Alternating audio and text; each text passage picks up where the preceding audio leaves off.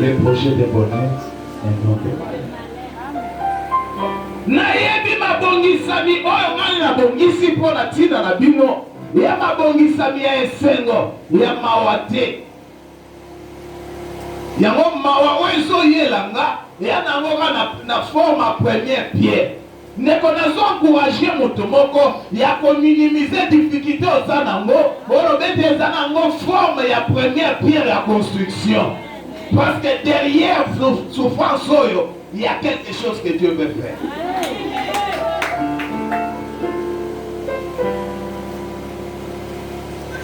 Il y a des gens, oh, bah, ils sont en train d'avancer. Ils ont pensé les sous-soutés. Dans certaines choses, ils ont pensé les sous-soutés. Dans la réalisation, mais qui aurait qui? Le Premier ministre a combien? À quel âge? Amen. Dans la vie, on a déjà espoir. Et dans le moment où j'ai assumé de grandes fonctions. Maintenant, on dit dans le moment ma Premier ministre. Amen. Na âge à mon colo, Dieu a permis à ce que à commander. Et il y a dans le tête de Dieu. Abraham, 75 ans, Nasé a beaucoup de Tatana.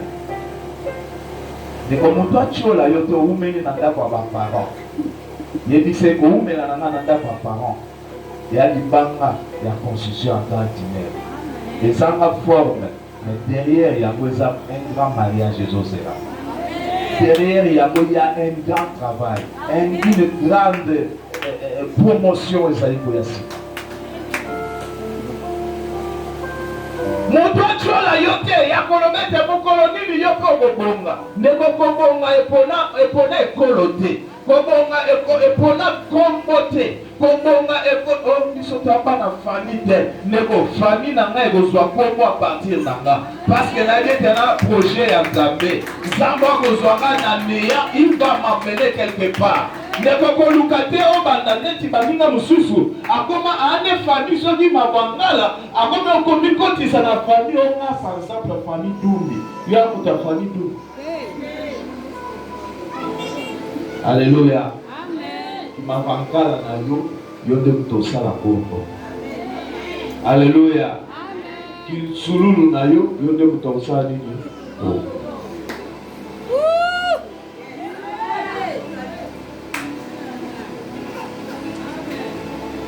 Alléluia. Amen.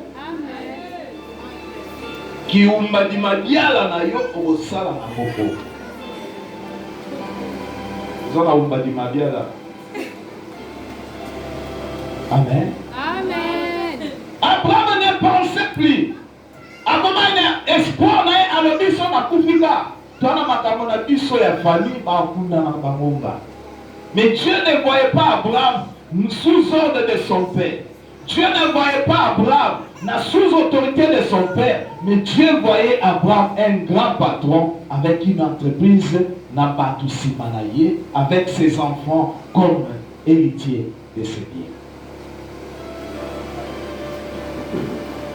Oh désolé, grand frère on a zakanaki de la famille à Koufa pour récupérer la mort. Bon makini de profiter na bateau. Au sacrifier ma bana, au sacrifier santé à bas. Tant que au sacrifier bola moko boya bana, il y a le bana batanga kate. Mais il y a quelqu'un qui peut faire que dans le néant tel que tu es, au bana komata. Il y a quelqu'un qui peut faire que d'ici quand on va te battre au ciel au bas point, pas mon qu'il y a un changement qui peut s'opérer en toi. Mais vous savez pourquoi Abraham ne pouvait pas se déplacer pour monter, pour devenir grand. C'est parce qu'il n'avait pas l'information de sa vie. Je vais être bilingue. Amen. Abraham, Apokaki comme la réalisation, il y a grandeur na yete. Apokaki comme grande. Tant qu'il y a une information, il y a vie na yete. Alléluia. La meilleure chose pour réussir sur la terre est de découvrir l'information de Dieu sur notre vie. Amen. Moi, les citation à papa la Bible. Vous pouvez même commenter sur le Facebook. La meilleure chose pour réussir, et là qu'on y a bien, pour réussir à on a mabélé, c'est de découvrir l'information de Dieu sur votre vie. Vous devez découvrir l'information de Dieu sur votre vie. Qu'est-ce que Nzamba lobi pour la tinanayo? Nzamba lingoza la wapi? Nzamba lingete osala nini? Si tu ne découvres pas ton information, l'information de Dieu sur ta vie, tu seras tel que tu es. Mais Abraham a 75 ans, Nano Zwaka, information en Zambé. Nicolas Vina. Négocia sima batulelo parce que tu n'as pas l'information de Dieu sur ta vie. Négocia, vous allez commencer minimiser parce que tu n'as pas l'information de Dieu sur ta vie. À 75 ans, cherchez à savoir, cherchez à connaître. Qu'est-ce qu'il veut de toi? Qu'est-ce qu'il veut t'amener? Où est-ce qu'il veut t'amener? Et tant que vous comprenez, c'est un nouveau départ. Il y a vie dans yo, changement comme on le sent. Il a souffert longtemps. Pendant 75 ans. Parce qu'il y a une information en Zambé na vie na yete. Cherche Dieu dans des retraites. Cherche Dieu dans des prières. Des jeûnes et prières. Pour te ressourcer là. Qu'est-ce que Dieu dit? Qu'est-ce que Dieu fait de ta vie? Pour que l'on bisiko zali. On comme bisiko Zambé te aligné te rekoma.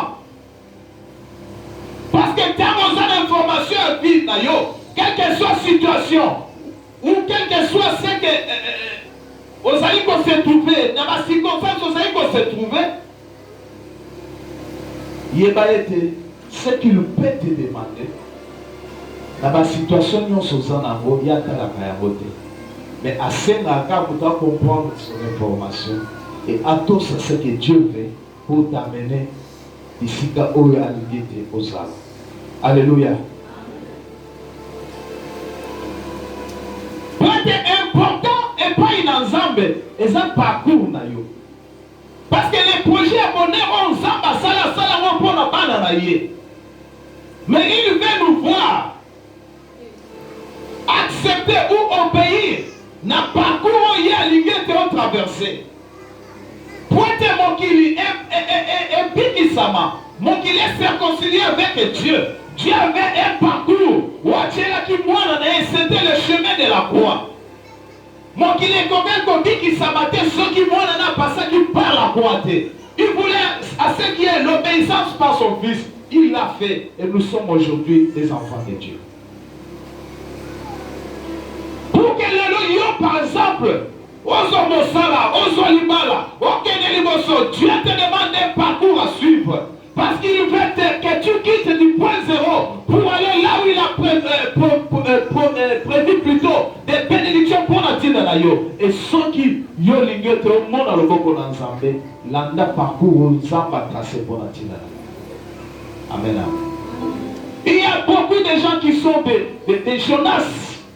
Zamba tracé parcours, qui étaient ici pour aller pour annoncer le mal ensemble. Mais lui se retrouve à changer nae, à Kengena, Zela Moussous. À changer na moyen de transport à côté na bateau. Et à parcours en Zambété. Pour na ezo zela naufrage à Vina. Alléluia. Et bien, Zinda Lobola Jonas. Parce que parcours au Kende et à parcours en Zambété. Naolo bana mutu moko ete Nzambe asa traça déjà chemin pour la tina na yo. Chemin à Kolanda. Bible dit, Yesu alobi je suis la vérité, la vie, je suis le chemin. Et Seigneur Yolanda, c'est Jésus qui l'a déjà tracé comme chemin à suivre. Parcours on a vu ce frère Zalananzela na Yesu. En dehors de Jésus, il n'y a pas la vie. En dehors de Jésus, il n'y a pas ce que tous faisons Luca. Et au commun à côté. Au côté de la kaka bombo. Jonas s'est retrouvé noyé, submergé. Parce que c'est là où on a qui les Alaki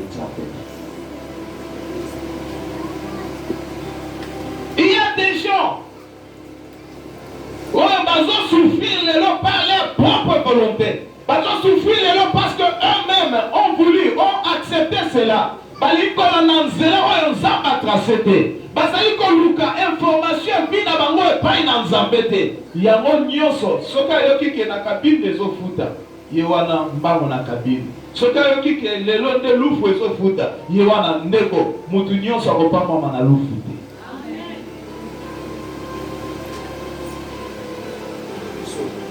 te. Epa na biso na mayope topakola.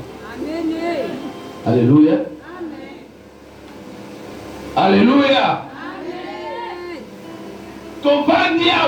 Il y a des Chinois, il y a des Indiens qui quittent l'Inde plus loin, plus de 9000 km.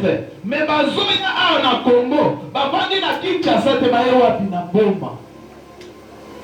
Parce qu'ils ont eu l'information de leur vie qui à Boma c'est là où nous allons être bénis. Et ils sont bénis ici. Bakina li pape, et le bazo oti sa bande konabiso, vous n'avez pas les moyens. Mbongo bazwa ki wapi ils sont ya mbongo na yote ya mbongo baluki mais a une source à bénédiction là-bas. Amen. Amen.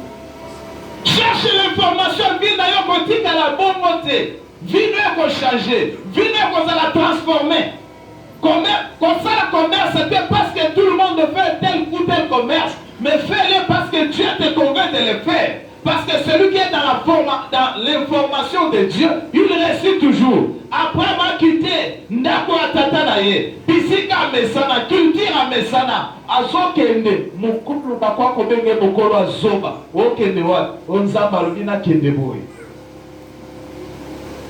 Okende boye, wapi. Mais comme c'était Dieu qui avait parlé, Abraham n'avait pas regardé les circonstances de vivre, n'avait pas regardé son âge, mais Abraham a compris que Sengeli Nangaï n'a qu'une direction Zambatali Singa. Abraham partait, mais Azalaki une assurance, il y a mettre à Kolala. Alléluia. Ici, Kolala yeba quitté. Mais avant qu'il y ait que Neyemoko, Azuna Moasinaye, Azuna Monakasinaye, l'autre point de Bakene Longo. Laisse-moi te dire, quand Dieu te dit quelque chose, ne regarde pas de gauche à droite, toi suivez seulement, tu verras un bon résultat.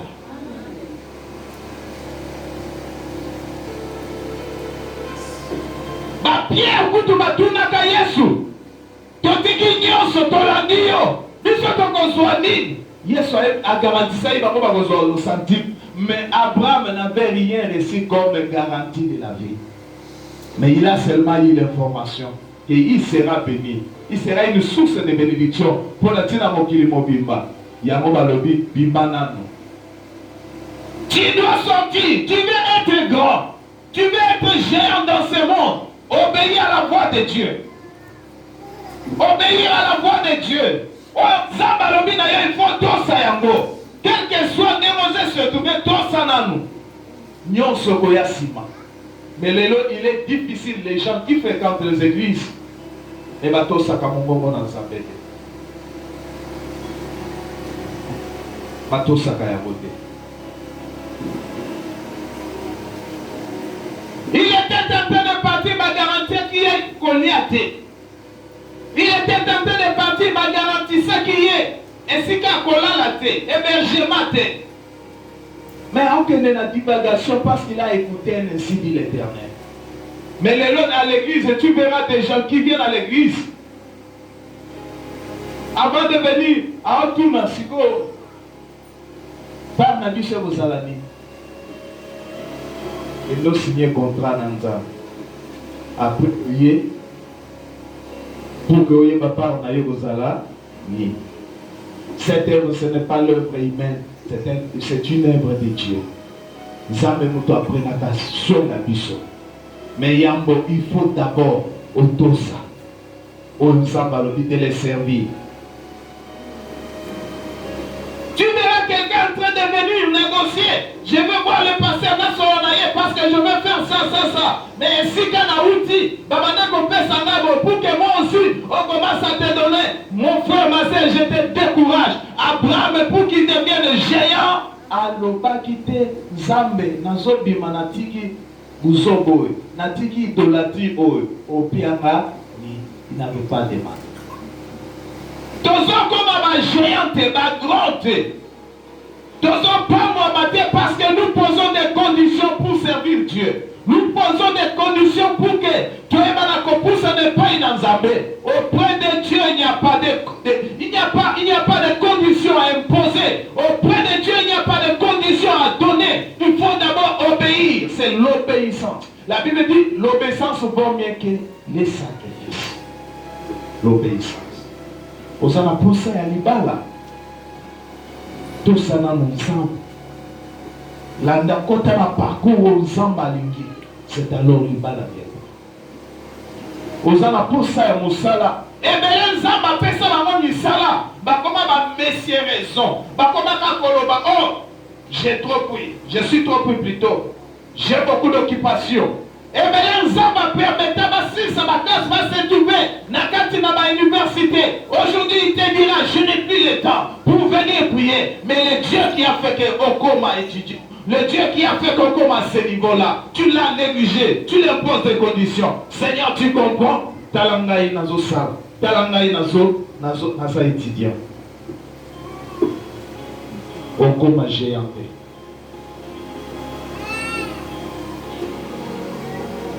Tu ne seras pas géant. Dans ma condition, il y a bongo. Il a des bons projets à cause de Nabiso. Il a des grandes choses à cause de Nabiso. Cela, c'était la vie d'Abraham. C'était la vie d'Abraham. Et tant que nous avons l'information, nous avons la vie. Quelle que soit ta situation, où c'est qu'il t'a demandé, il faut se lancer seulement. Il y a beaucoup de gens qui ont dit que l'ouvrier mérite son salaire. Dieu paye mieux que l'État congolais. Dieu paye mieux que le gouvernement américain. Dieu paye mieux qu'un joueur de Barcelone ou Real de Madrid. Dieu paye mieux et Dieu paye mieux. Samba Zakana arriéré à salaire. Mais la Bible dit il fait toutes choses bonnes en son temps. Toutes choses bonnes en son temps. Et tant que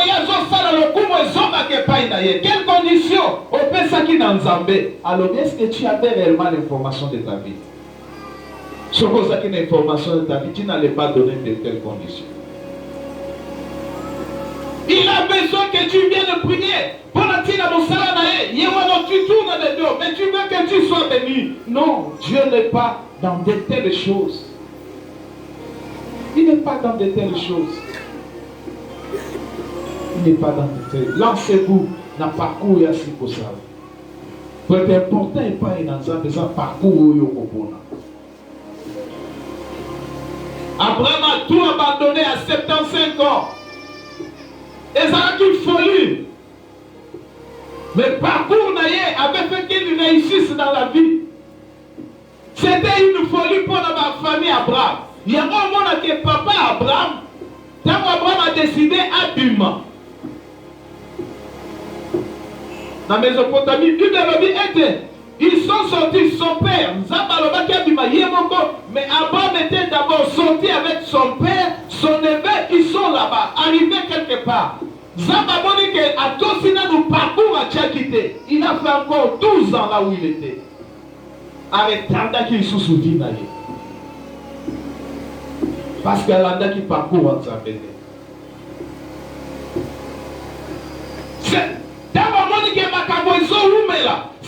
Il s'était décidé d'abandonner son père et d'aller. Il est allé encore avec l'autre. Les problèmes ont surgi encore. Neko. Quand Dieu te dit à un certain moment, abandonne ses frères. Et il faut le battre que on s'abat comme frère. Non, pour le moment là, Dieu sait pourquoi il t'a dit abandonner ton frère. oleki nzambe na bolingo te, oleki nzambe pe na bolamu te. Il suffit à décider que abomi yo yo kalisi yo nde osunga frère wana omona ke frère wana pa ko demere na ko umela pa ko kufa te. Écoutez Dieu et suivez le parcours oyazo mema biso. Makambo na nzambe eza lokola liboma na bao ba comprendre mbote. Abraham abimi lokola tata mo azoba koko moko azoba pepe azoba nzoka tango muto akola suka pepe bandi kobima, on appelle ça la sagesse. Par la mutuka il devient sage. Elle vient par présomption, il est sage. Vient par présomption, il est sage. Mais où Abraham Batumusus, tant qu'on acceptait le parcours de Dieu, Batumusu Bakanisa qui est Azatata Zoma. Laisse-que Batubangi Makosa Tata Zoma, mais Ozala na parcours en Zambé. Yo parcours yo Zolanda parce que Batuba Sala Mote, mais Olanda parce que tu as l'information de ta vie. Oh, Dieu s'abonne de la cahier bien l'information et en Zambé pour la tina vie il fera tout pour qu'il devienne géant dans sa vie. Il fera tout pour que ma promesse en Zambé s'accomplisse dans sa vie. Mais ce qu'on dit Moutoyak Église, mais il ne suit pas le parcours de Dieu. En information finale.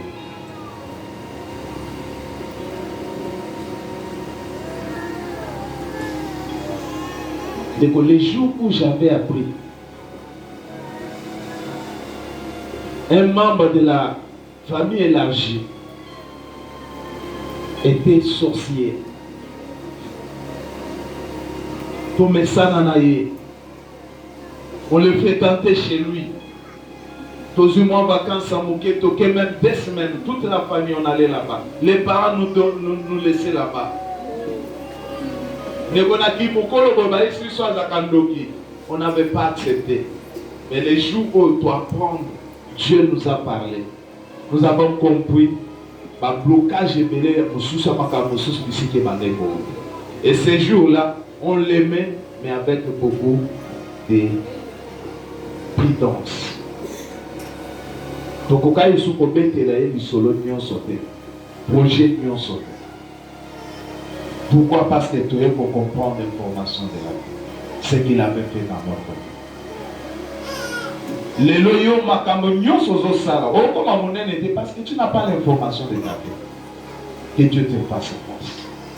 Tu verras qu'il y aura un changement. Tu verras que point haut ici qu'au salut, il y aura toujours un changement.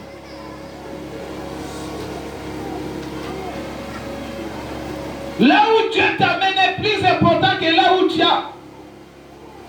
Où toi tu veux aller. Amen. Bisika nzamba zome mayo ezali important que bisika o yo moko lindo kende.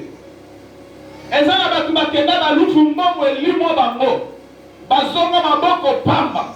Ezala batu bakenda bangola bazonga. Baote la misu. Mais yo vandi na boma. Yo ka sourire. Pourquoi? Parce que tu avais écouté Dieu. Alléluia. Parce que yo ka kinza. Je donne toujours l'exemple, je donnerai toujours ce témoignage de ma fille qui est à Kinshasa. Mobile a couf, à Bokola Mobile. Attendez cette classe université, Nanguba, Yaokali, Kakawet, Nandolo Libongo. Mobile a 6 classes na Ista, université, par les cacahuètes, parce que Dieu lui avait parlé. Par tes cacahuètes, je vais faire étudier tes enfants. Par tes cacahuètes, je te rendrai grand. Neko, Mobile a 6 classes, à Monique, il faut que soit moi à un niveau dans l'université. Nous avons prié, nous avons fait des contacts directs avec le papa, qui priait aussi avec nous, Nakima. C'était un diacre de l'église. Tant qu'à l'université, à Monique Nzamba à niveau à Tikiye. Laisse-moi te dire, personne n'a un niveau. Quel que soit mes titres au ça, quel que soit bon, on a dit qu'à la route, on comme à bisika nzamba zate. Mais le corps cette sœur à la qui parcourt Yanzambé, elle n'avait jamais abandonné Dieu. Quel que soit ma problème à Zala qui n'a pas. Kolela moi na moi soana, je me soucie Dieu nous parle. Il dit kolela na yo, Dieu va venger mon sort. Dego, on a poufa du colo ya téléphone ya moké. Actuellement, la téléphone on va être à 13 000. Mais assistant na Ista. A poufa du colo na téléphone à 13 000. Allez sur les camps ya Ista.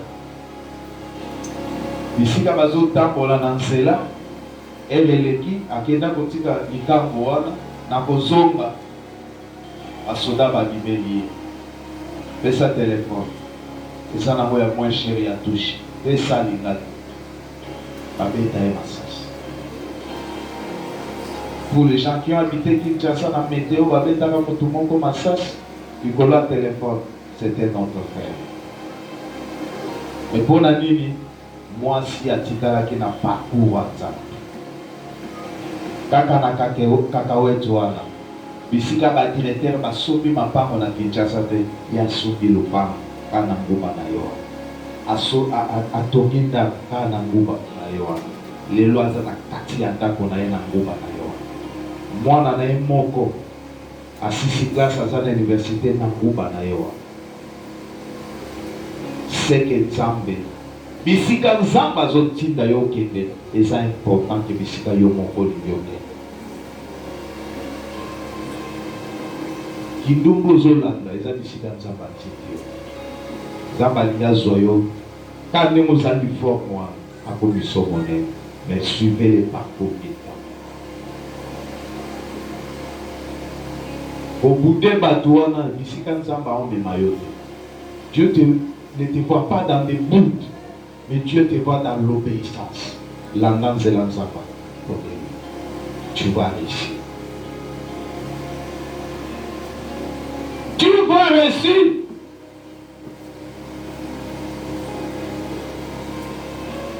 Dieu restera toujours Dieu, quels que soient nos caprices. Tu vas changer été. Que tu viennes à l'église ou tu ne viennes pas, que tu refuses de l'adorer ou pas, il reste Dieu. Mais il y a parcours à ponera qui est le sang. Mais quand tu ne le fais pas, tu reviendras toujours vers lui. Mais Gozala, le col Abraham c'était 75 ans. Et c'est le cas qui n'a néant. 75 ans étaient passés dans le néant. Pourquoi? Parce qu'il n'avait pas écouté l'information de Dieu. Tu as la grâce. Yobo zoyoka lilobana Nzambe na tongo na lelo ya koyebisa yo ke landa parcours Nzambe pour yo tu vas réussir otika na point zéro okotika na point zéro te.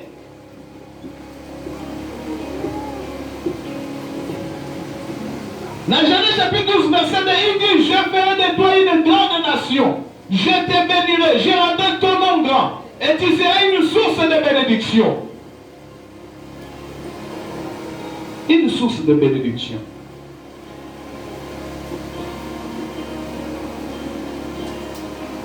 Vous savez, pour que Moïse soit grand, dans le parcours il y a Moïse, il y avait aussi certaines choses qui volonté n'a été mais volonté dans ça. Oui, Abraham, Dieu lui a parlé. À 75 ans, Zambalobi a fait ce signe d'alliance, c'est la circoncision. Kokata Mangenga. Négocier pour la première fois que cela se passe. Parce que quand on met Moutou et Abraham, ils ont des regrets. Ils ont déphasé. Outi kolongo na mboka na yo, bisiko zana activité. Bisika famille ozali, olobi Nzamba tindi yo. Ozokende ko bisiko ozokende zoyeba na te. Ekomi isusu okata mangenga. Osoyoka yango. Mais c'était un signe d'alliance avec Dieu. Il a accepté la circoncision. C'est-à-dire on devait enlever quelque chose comme peau. C'est-à-dire, Dieu devait d'abord enlever quelque chose en vous. Pour quelqu'un comme un grand, Dieu doit d'abord enlever quelque chose en vous. Où est-ce qui est attaché na yo? Ça peut être le péché. Quel genre de péché? Dieu vient enlever Katina yo. En fait, il y a comme ils sont grands. Abraham a cocaïne comme un grand, ceux qui circoncisaient, ça les m'a quitté. Quelque chose doit quitter en toi. Nous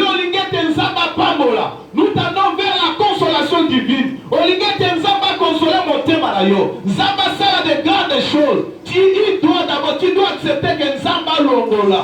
Et loko ezaki attaché na yo. Lisumo ezaki attaché na yo. Mabe ezaki attaché na yo. Afin que de grandes choses puissent opérer en toi. Qu'est-ce qui était attaché à toi? Pour Abraham, le Seigneur qui pousse et longo. Pour Nzamba. Il y a eu des années. Jusqu'à temps tu demeureras pécheur. Jusqu'à temps tu demeureras dans l'impudicité. Jusqu'à temps tu demeureras dans le vol. Jusqu'à temps, mais Dieu veut t'amener quelque part. Dieu veut t'élever. Nzambalinga pambola yo. Alinga te loko moko est attaché na yo loko. Qu'est-ce qui est attaché à toi? Il y a un so atali yo karabo. Ni so kopesa yo. Et le qui ataloba afina yo. Dieu veut que tu enlèves cela. Zamba bengi les biso pour des petites choses. Il nous appelait pour des grandes choses. Quelque chose en vous devait être élevé pour Dieu. Les sang avait coulé lors de la circoncision parce que la vie se trouve dans le sang. Bomo ezakati na makila. Tant Zamba bengi yo, une vie devait partir. Ça peut être un être cher ou un comportement, une relation. Alléluia. Dans mon Zamba Bengio, une vie devait partir. Je disais, ça peut être une relation, un être cher. Zamba Bengio, Ozaladina Makopa, mais qui n'est pas dans la volonté de Dieu. Il doit partir parce que Zamba Lina Tombolayo. Il faut se détacher de cette relation. Zamba Bengio, c'était vraiment une copine, un copain. Elle doit partir. C'est une fille qui devait partir. Pour que Zamba tombe là. Zamba comme il s'apprend d'ici que c'est qu'elle a dit encore. Dans la circoncision, les sangs bourrés. Les sangs, c'est la vie. Nous avons plus, mais tu te retrouves toujours avec Banganga. Tu te retrouves toujours avec les gens qui ne sont pas. Parce que la vie a bien été. Mais quand même ton témoignage, les gens commencent à douter de toi. Sache que tant qu'on va te douter de toi, le diable en profitera. Tu n'attendras